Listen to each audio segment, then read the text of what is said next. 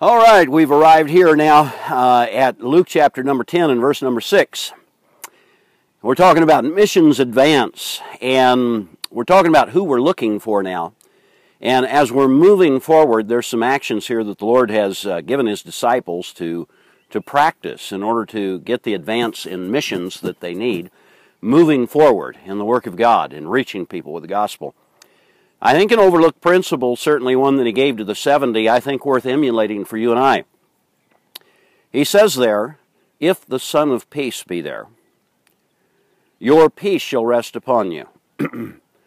What we're looking for is that Son of Peace. Now, I know I talked about this just a little bit in the last video, but let me move further into this thought for just a moment. We're looking for this Son of Peace. We're looking for this person who will welcome us in.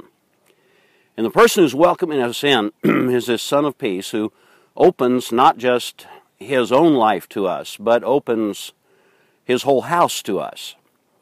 So it's a person of influence within that house, and one who opens the door and brings us in and ushers us in, if you will, to the whole household. Now, this household that Jesus is talking about is not just the people who live there, but it's also the people who are friends and influenced by that house itself. And so it could be extended family, it could be extended friends, it could be workers, servants, as in the days of Christ. It could be a number of people that are then affected, like, if you will, Cornelius in the book of Acts, who his servants, many of his soldiers who were serving in his house, his own hand-picked soldiers, those men too were affected by the gospel of Christ because of his devout heart and seeking after the Savior. And they evidently also were the ones who came to Christ when Peter came and preached. And what a wonderful, wonderful truth that would be. If we go looking, instead of just for stragglers here and there, we go looking for those people of influence, those sons of peace, people who are longing for, looking for, desiring the true peace of God in their life. And when we identify them, they're the ones who have influence within their house. Or maybe another way to look at this is, we go looking not just for people of influence, everybody has some influence, but looking for the people that they influence.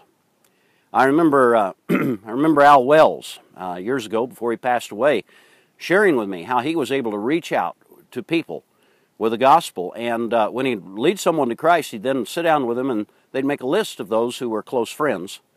And he'd ask them to go with him and just introduce him. Then he would go with them, meet their friends, and talk to them about the Savior, inviting them to come hear the preaching as well. And many times he wound up winning some of those people to Christ as well.